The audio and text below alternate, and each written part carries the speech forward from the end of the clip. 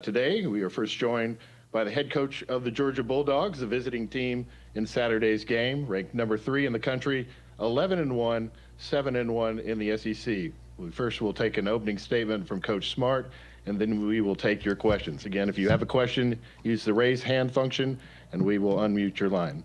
Coach, congratulations on making it to the championship game. We'll start with your opening statement.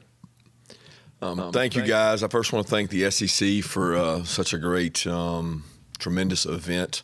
It's been an awesome opportunity for us to participate in this game many times.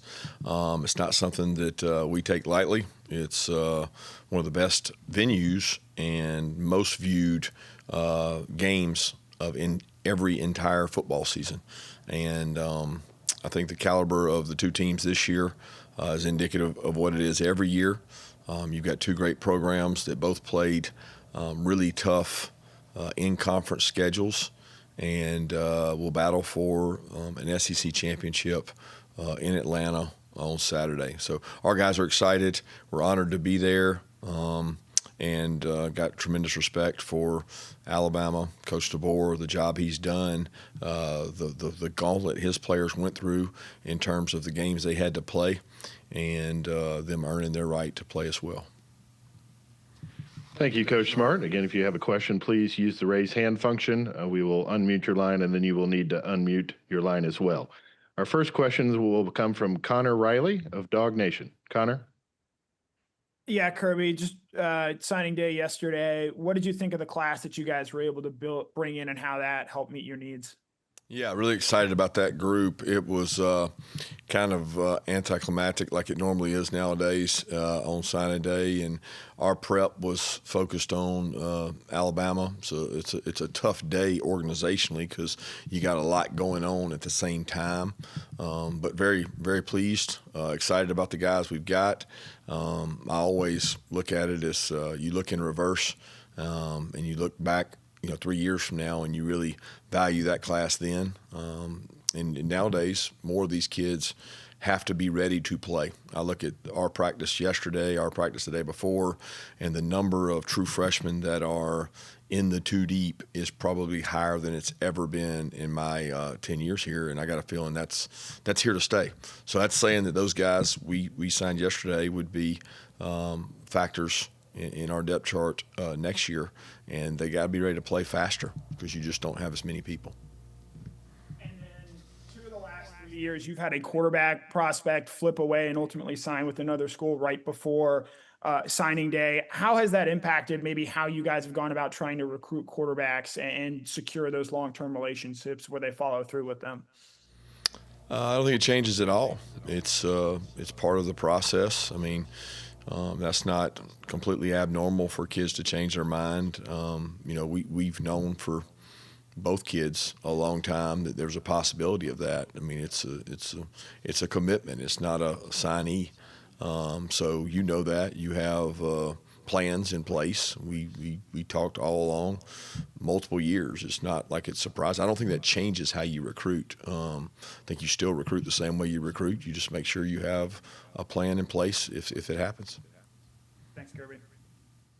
Thank you, Connor. If you have a question, please use the raise hand function in the Zoom, and we will get to your question.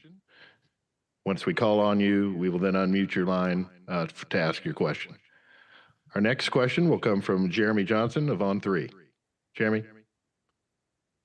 Hey, Coach. Obviously, in this game last year, Gunner was forced into play, and he got some reps during the year. But you kind of look at Ryan Puglisi and Ryan Montgomery. Can you kind of tell me where they are? If they were forced into something similar, and how have they kind of leaned on Gunner? Having the experience that he had last year. Yeah, I don't know that they've leaned on Gunner. Gunner's doing his own prep, right? Gunner does a great job preparing for each game, and he prepared last year so that when his number was called, he was ready to go perform. Those guys are their own individual selves. They sit in the same room with Gunner, and they listen and they learn. They take notes. We get not a lot of action, but we get enough action with them that should they have to go in, they got to be prepared. Quarterback coaches do a tremendous job of putting those guys on the board, asking them questions. They get reps. They don't get as many reps as Gunner, and I think that would be the case all across the country. Is how well do those guys prepare? Because you never know, when your number is going to get called.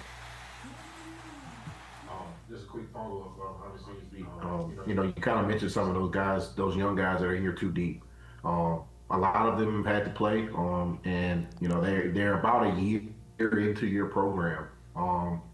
What do you kind of see out of that group of young players, the freshmen, and then the young true sophomores that are going into their junior year? What are you kind of looking at when you're looking at them developmentally, especially at this point of the year where you're about to play for an SEC championship and potentially go on to a playoff run? Those guys, are having an opportunity to be a big part of that. So, like, what are you looking for developmentally from those guys?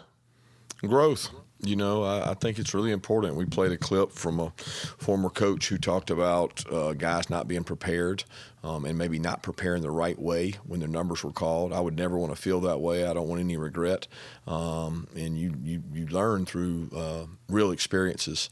And these kids, whether they're freshmen or sophomores, they're in a long season. They're in a longer season than they've ever been in. They've been in physical practices more than they ever have been. They've had a higher expectation put on them in terms of meetings and volume of knowledge than they've ever been in. So, we've challenged them, and now it's time to reap some of the rewards from guys having to step up and play, from different guys being injured, different guys being out. You just don't know when your number is going to be called. So that's why we try so hard to two-spot things, two-spot walks, grow kids, challenge kids, put kids in and put them in an environment where they got to respond, because we just don't know who that might be. Thanks, Coach. Next, we'll go to Mark Weiser of the Athens Banner-Herald. Mark, go ahead. Kirby, I know Drew Bobo is listed as out for Saturday. Do you expect he will miss the rest of the season, and what exactly is he dealing with injury-wise? Mark, I'd be speculating, because I still don't know, determined what we're going to do with the injury he has, and until we determine that, I would rather not comment on it. And how do you feel about your center position heading into this game? What have you seen this week as those guys prepare to fill in? Yeah, we got a lot of guys that have worked at that position throughout the year.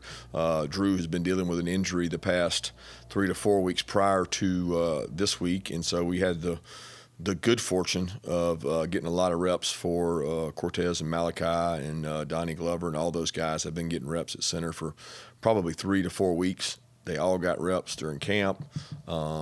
Malachi and Cortez have gotten some invaluable reps down with us in terms of scout reps, which I love. They get to go against really big physical people and practice against us, and they've kind of rotated down and back each week and gotten better. So I'm excited to see them have an opportunity to play. If you have a question, please use the raise hand function in Zoom. Our next question will come from Anthony Dasher of UGA Sports. Anthony. Hey, Coach, I'll stick on the center question. Have you decided on the starter yet for the game Saturday? Again, that's not that we're prepared to disclose right now. I think those guys are working, and they're getting better. And good thing is we got 3 of them that are very capable. How effective has Chauncey Bowens looked in practice this week? Chauncey's been like he has the last couple of weeks, so he's been doing good. Next question will come from Jordan Hill of Dawgs 247. Yeah, Kirby, just wanted your thoughts on what Ja'Cory has done down the backstretch of this season, stepping in for Kyron and just the job he's done. Yeah, Ja'Cory is a veteran guy in our program defense, 4 years. He's been a really good special teams player. He's played a lot of snaps. He's played dime, nickel, safety, free safety, strong safety. He's one of the guys that's played 4 spots for us and done a tremendous job and continues to grow and get better. Thank you. And if you have a question, please use the raise hand function. We will call on you, and then we will ask you to unmute your line. We'll go back to Anthony Dasher. Anthony? Yeah, Coach, just want to ask about Bo Walker, too. I understand he might have been in a car accident this week. Can you give any update on him? Yeah, Bo's not with us. He was required to have a surgery, so he'll be out for this game. And just one more thing, Doug, when you look at Ellis Robinson and DeMello Jones, how have both of those guys progressed since the last game against Alabama? I think those guys have progressed well since they arrived. Again, they both hit the weight room hard last year, got bigger, stronger, understanding our system, playing well, learning from Dalen. They continue to grow and get better. Dante's done a great job with them. Those guys are good football players. They love football. They're instinctive. They challenge people. They get to go cover our wideouts every day in practice, which I think is a huge benefit for them in their growth. And for those just joining us, if you would like to ask a question, please use the raise hand function. We'll call on you and ask you to unmute your line. So we'll now go back to Jeremy Johnson of On 3. Jeremy.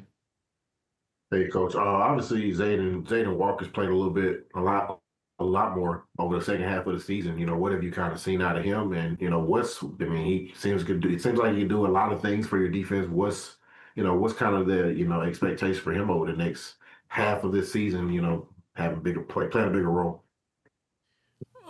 He's grown up a lot. He's still developing in terms of his growth in our defense. He came from a high school that he was required to play a lot of different positions, and he didn't get always to play inside linebacker. So it's a position that he's growing at. He's got a lot to learn. He's growing. He gets reps on the scout team each day. He works really hard. He's going to be a good football player. He's been a good rusher. He's been a good third down guy for us. He's been a good special teams player for us, and he's gaining more confidence. And I think as he gains more confidence, he'll be able to contribute even more. Thank you, Coach. If you have a question, please hit the raise hand, and we will call on you. Coach, while we wait, just comment on what advantage, if at all, it is for players coming to the SEC championship game, having that experience. How is it different coming back a second time or a third time? In terms of the experience for the players? Yes, sir. Yeah, I think playing in the venue is a big experience key. I think having been in there with even the freshmen last week, but the guys that played last year, I always think experience is a weapon. So is talent, so is preparedness, and all those things will be a factor in the game. But our kids have played in this game quite a bit, and they enjoy it, and it's really a credit, a reward to a season that was extremely tough and a lot of really tough games in the fourth quarter for both teams. So this is what it is. It's a chance to win a championship. Thank you, Coach. We'll now go to Anthony Dasher, UGA Sports. Anthony. Yeah, Coach, historically for you, what are the advantages, I guess, and disadvantages of playing a team a second time in the championship game as opposed to, maybe a team you've seen for the first time? I don't know. There's no real advantages and there's no real disadvantages. Both teams have the same tape. Both teams have a common thread that we played each other. So it's not a huge advantage one way or the other. I don't feel like. I think it's sometimes coaches overdo it or overthink it, and I just think it boils down to who blocks, who tackles, who prepares the best. Who mentally prepares the best, who handles it the best. I think we're both dealing with different injuries, and so there'll be a lot of next man up mentality in this game, and a lot of times that plays a role in it. Maybe it wasn't the same matchup the last time; it's a different matchup this time, and where that highlights or helps or changes for each team, who knows? We'll find out. Yeah, you mentioned both teams dealing with injuries. With the league going to non-conference games, are you worried that may become even a bigger factor in future conference games? It could, certainly could, but it's speculation. I think any coach will tell you that the 9-game season is going to be more wear and tear in terms of our conference for sure. And if rosters are tightening, which they are tightening, teams are going to have fewer guys next year than they had this year due to guys aging out and DSAs removing themselves and the portal stuff, that it's going to become harder and harder to have the depth you need. And maybe whoever does that best is at a competitive advantage as well. Thanks. All right, we now have a question from Katie Wyndham from Bama Central. Katie. Yeah, hey coach. Sticking on the injury front, LT Overton was ruled out for Alabama last night. In that first matchup, he had 6 tackles, including that fourth down stop. Just kind of how does it change going against the Alabama defense without him available for them? Well, first off, I don't know anything about what's going on with him in terms of injury, but I have a lot of respect for him. We recruited him out of high school. He's a Georgia kid. His dad was there at Bama while I was there, and I've known him for a long time and have tremendous respect for him as a player and competitor. So I wish him nothing but the best with everything he's got going on, and his family that way as well. For us, it'll just be next man up. That's what you do is coaches. You try to prepare for who's going to be there. Again, it's not something that we know how they're going to change things because he's not there. They got other good players. They've got depth just like we do. Thank you, Coach. Again, if you have a question, use the raise hand function. We'll go back to Jeremy Johnson of On 3. Jeremy? Hey, Coach. I just was wondering how, if there was any update on how Talon Taylor was doing in practice, and if there was any update on how Ethan Barbour is progressing from his injury. I know he has slowly been, taking not on crutches and all that anymore. So, just any update on his status? No, he's just able to do more. He's able to, run. He's off the scooter. He's moving around. He did some indie, really light work in terms of getting back out there with the tight ends. But it's still a slow process for him. It was a significant injury. He's been in great spirits. I'm really proud of the way that kid has handled things. He's been attentive. He's such a good energy guy and a great team guy. The way he's around the team and around walkthroughs and into things and wants.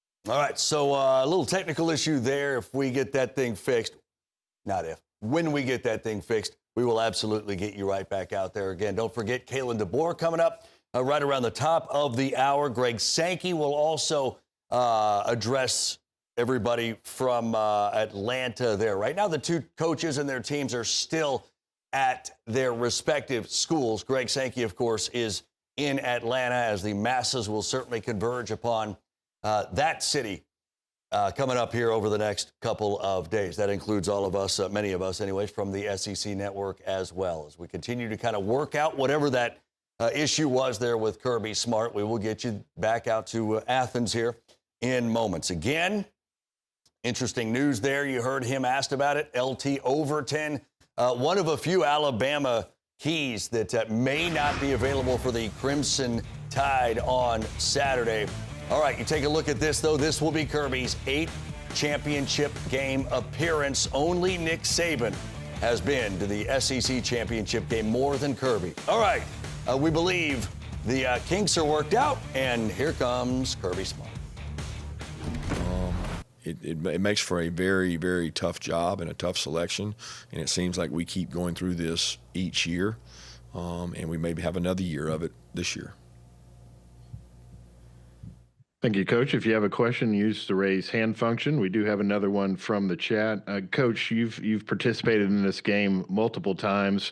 What does playing in this game mean to you, and what has it meant to you in your career? Well, I think it's been a great honor to play in it first. I mean, to win SEC championships are one of the hardest things to do. I mean, you look how elusive they've been, how few of programs have been able to win them across the SEC. That's a credit to getting to the game. It's even a bigger credit to win the game.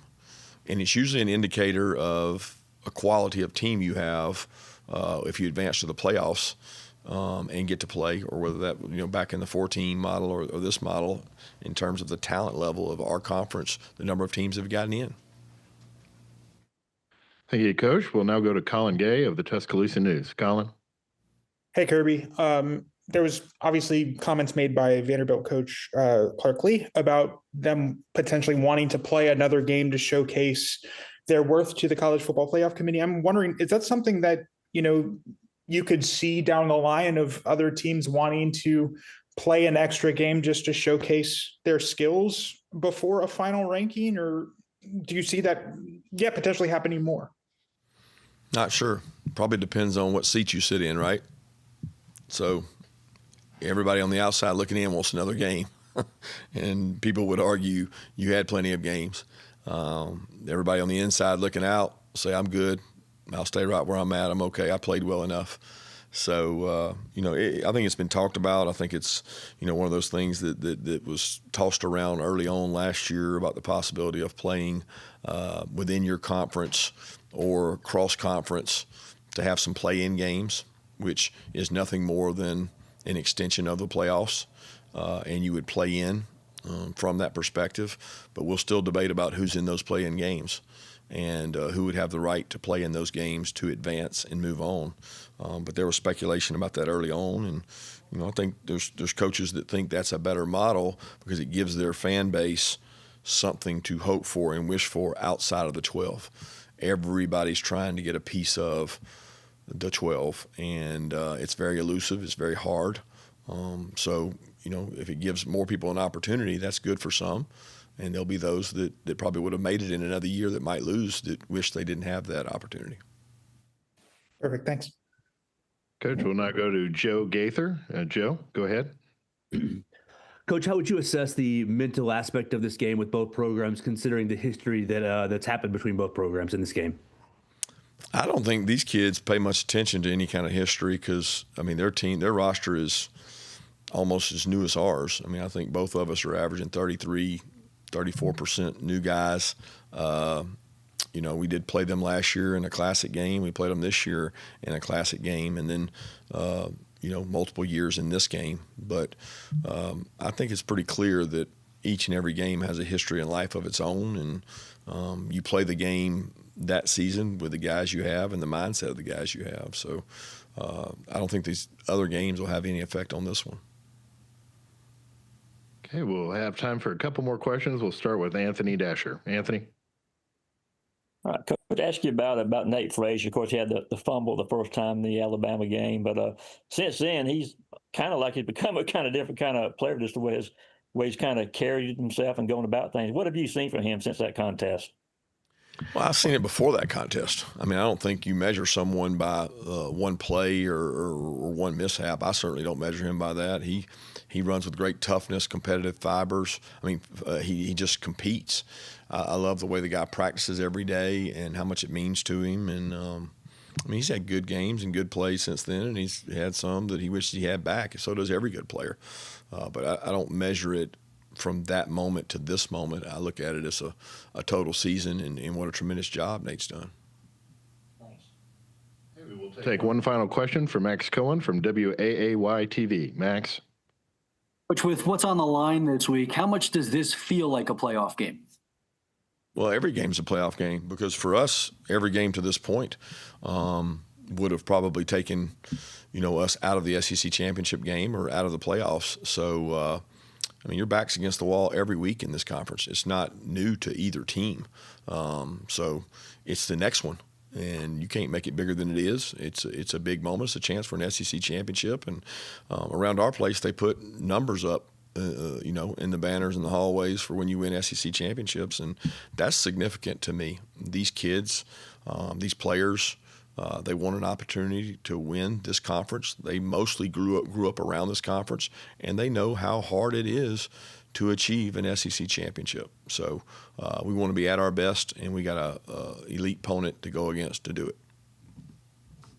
Coach Smart, thank you for your time this afternoon. Best of luck. We'll see you on Saturday.